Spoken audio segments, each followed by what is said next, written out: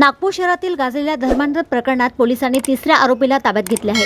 या प्रकरणात 13 जून 2026 रोजी गुन्हा दाखल झाल्यानंतर 2 आरोपींना अटक करण्यात आली होती।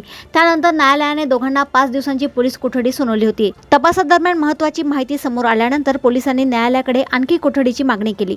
त्यानुसार न्यायालयाने दोन्ही आरोपींना पुन्हा 5 दिवसांची पोलीस कोठडी मंजूर केली आहे। फिर्यादी पक्षाने दिलेल्या माहितीनुसार या प्रकरणातील तिसऱ्या आरोपीने स्वतः पोलीस ठाण्यात हजर होत शरणागती पत्करली।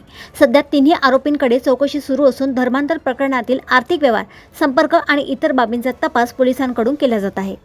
सदर गुन्ह्यामध्ये जे आहे आम्ही दिनांक 13/6/2026 रोजी जो दाखल गुन्हा आहे त्यामध्ये आम्ही तात्काळ जे आहेत 2 आरोपितांना जे आहे ते अटक केलेली होती। त्यांचा आम्ही पहिल्यांदा जो आहे तो माननीय न्यायालयाकडून 5 दिवसाचा PCR घेतलेला होता 17 तारखेपर्यंत। आणि काल जे आहे आम्ही अधिक तपास करून जे आहे काल त्यांना माननीय न्यायालयात हजर केले।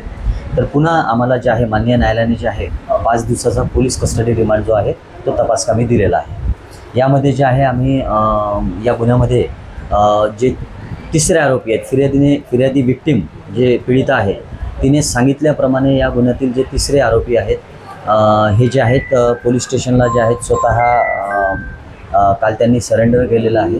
तर असे जे त्या ठिकाणचे जे हाफी म्हणून आहेत, हाफी साहब म्हणून, त्यांना जे आहे काल आम्ही सदर गुन्ह्यामध्ये जे आहे ते अटक केलेलं आहे। सध्या जे आहे विक्टिमने ज्या पद्धतीने आमच्याकडे रिपोर्ट दिलेला आहे त्यानुसार जे आहे तिने असं म्हटलेलं होतं की बा सदर ठिकाणी मला जो आरोपी क्रमांक 1 आहे अय्याज मदारे हा तिला जो आहे त्या चांदमेटा त्या ठिकाणी घेऊन गेलेला होता।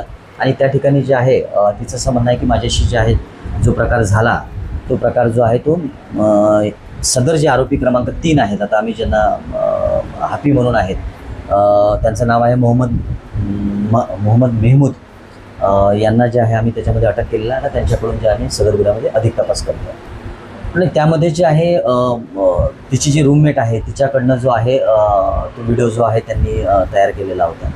तर तो त्याच्यामध्येही सुद्धा जे आहे मी अधिक तपास जे आहे ते सध्या करत आहे।